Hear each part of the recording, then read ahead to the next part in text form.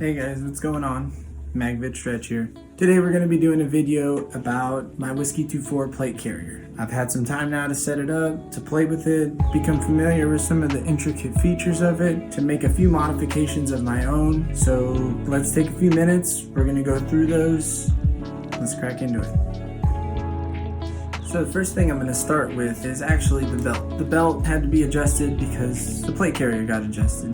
Things get moved around, it makes waves. So this is what I'm working with now. I'll kind of just run around the belt here. After freelancers have realized that having a cell phone pouch is now a necessary item, so I have one of those. I don't really care too much about my cell phone if it gets broken, so I've always just put this right here. It's easy to access. I can put something else in there if I need to, but primarily for my phone. Next thing I got here is my custom 8.1. I've got this in Greg's gear holsters. I've done a separate video about this holster. It's fantastic. It holds the marker in and it looks really good. Here I have my air set up. I purchased one of the newer HPA bags from Whiskey 24, so it velcros in there. The tank can't move out, but it does have a zipper here on the back so that I can still access it if I need to. So yeah, I got my straight remote line that I threaded through here. This looks a little bit like it's gonna get in my way, but actually I'll show you it doesn't. It works pretty well. I left the rest of this back portion empty just to keep this rigid. I've got a 3 mag pouch here that I run either half dam mags or I can run my secondary mags in there as well. Got this super cool patch from Freelancers. Yeah, shout out to Serge. I got a radio pouch here in case I want to run my radio separate.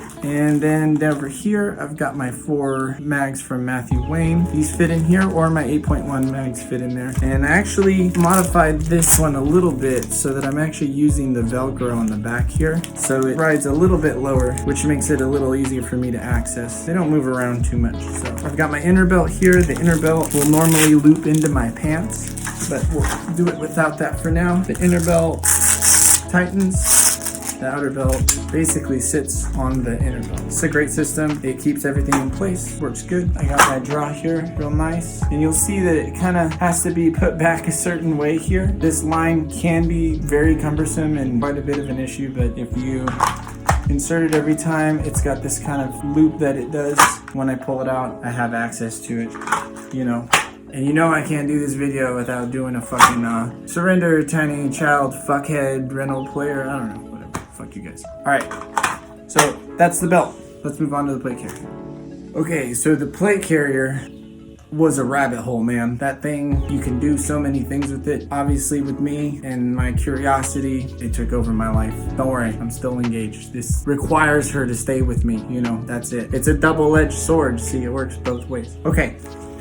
So this is my current plate carrier. It's had a lot of modifications done since the last time you probably saw it. So I'm gonna start with the back since that's probably where the most work has happened. One of the first things that I was presented with was how to get my 3rd-person rig on there. What I ended up doing is looping it through. I didn't have to modify the rig too much. I put some Velcro on the back here so it stays very still. The other thing that I did in regards to that is I added a battery pack here. I put some Velcro on the back. Battery pack will power the 3rd-person camera, which I have hiding under here, and I have a cable that will connect, so I can run this in pretty modular, put it in, connect the cable. I have pretty much all day power, and I grabbed a little adapter there for my camera guy, so that's how that's gonna work. So yeah, so that's the battery. I have a hydration pack in here. I'm really happy to be able to have my water bladder back. I had to remove that from my last rig due to running the 3rd-person camera, so it was vanity over comfort, and drinking water is really important, especially when you get to the summertime. You really don't want to overheat, even in the winter time. Honestly, at Freelancers, we all learned about that one. So yeah, I got a hose. The hose runs up through here over my left shoulder. Also running over my left shoulder is my radio, which I have in one of the cummerbund pouches. That runs over my left shoulder, comes over here. I have a nice little talk box there. Also on the back, in my other cummerbund pouch, I have my tank here. The tank's connected to a remote coil. This one's a cheap one. It's a little heavy. I don't love it, but it's okay for now. It stays out of the way. I keep that stored here in these little pouches that I use for tubes or pens, miscellaneous glow sticks, whatever. I have this really cool patch here from my buddy CCM Snipers. Haven't run the SSR in a while, but I will soon. But yeah, that's pretty much it for the plate carrier. So I'll go ahead and throw this on. and I'll show you the front panel that I haven't attached yet. Okay.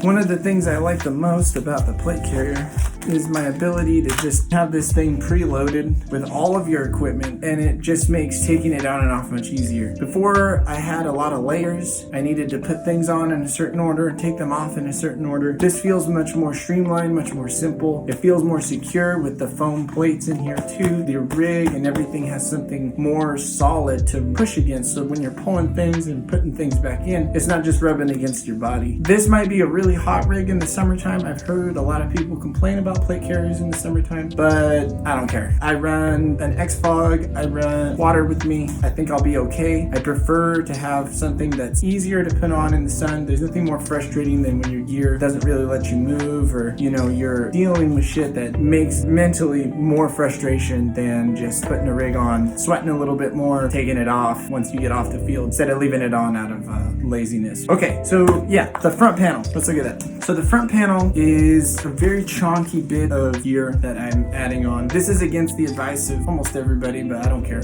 I gotta do it my way. This is a pouch that I've decided to run my drum mag in exclusively, so that's the only thing that goes in here. Fits it pretty well, and it lets it get in and out if I need to. Also, I can zip it up. And also, pro tip, if you break your zippers, you can make new ones from zip ties. You see? I even took the end of another one and I made a nice little pull there.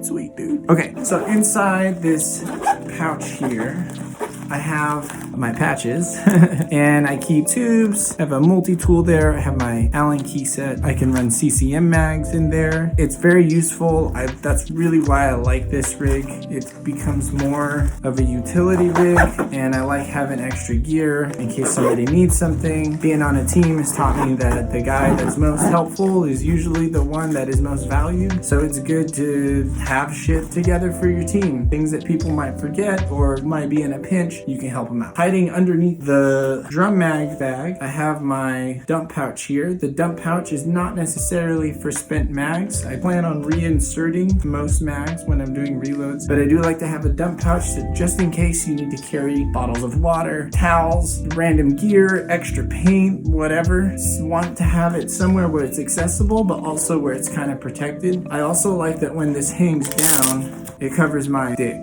and that's good.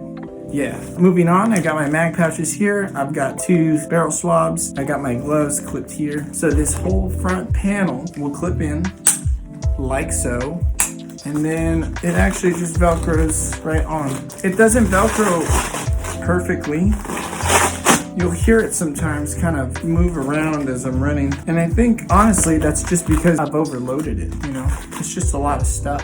But it does stay where it needs to be. I've dragged myself, skull dragged in the grass. Nothing moves, nothing comes off. I don't need to worry about anything like disappearing. All my mags stay intact. So you know what? I've been pretty okay with it. So the last part of this I'm just gonna demonstrate is putting the sling on, shouldering the rifle, showing you what that feels like with everything and how to access it. So give me just a second, I grab my rifle. Okay, so I've got my EMF here now. I'm all hooked up. Got my sling here that borrowing from a guy named Sancho Caballo.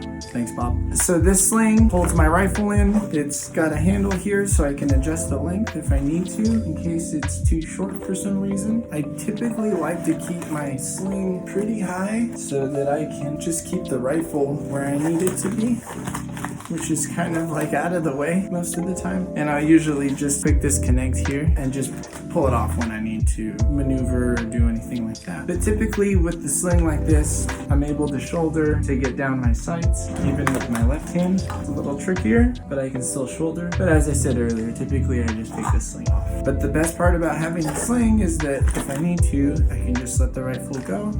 I can access my secondary here. And that's kind of the reason that I have the remote line setup that I do, is that you have the coil, keeps the rifle kind of clear. I can always run this as an HPA setup, so there's no problem there, but this is just to demonstrate that it works. So I have the coil that's out of the way, and this line here that kind of always deploys the same way. So that's why I have the marker and the line and everything set up that way so that it will consistently do what I need it to do when I'm out shooting rental players. So yeah, I think one thing I forgot to mention was that I actually have my camera remote set up here too. Got it a little closer to my ear so that I can hear if it beeps, if it's gonna do anything weird. Cameras like to not work when you need them to the most. So yeah, I guess I could go through like what mag changes would look like. Taking this out, I can almost do it without looking. Getting that in there, pulling a fresh mag. You pretty much can do all of these activities while keeping the rifle shouldered, looking down the sight. I can pull another mag here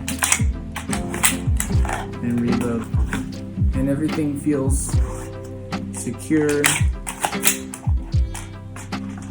Trying to do things without looking, knowing where things are intuitively versus having to take your eyes off of the target. That's when things are gonna get weird and where people are probably gonna shoot you, right? I don't know about you, but I don't like getting shot. That's all I got, man. It's a really, really great piece of kit. I'd be lying if I said I wasn't completely enamored by it. I love building it. I've had such a good time getting it to feel comfortable, and it really does feel loads more comfortable than the other rig that I had that had straps that would cut in and make me feel a little more constricted. This is way easier to adjust. I like having the third-person rig with more options to mount power banks and stuff like that. So yeah, overall, I'm really happy. If you guys have any questions, let me know down in the comment section. Hit me up on Facebook if you need support. I know the Whiskey 24 website can be a little daunting at times, but reach out and I'll do what I can. Anyways guys, thanks for stopping by. Thanks for watching my videos. Working on some gameplay videos, so hopefully we'll have that out soon. Take care, be well, stretch out.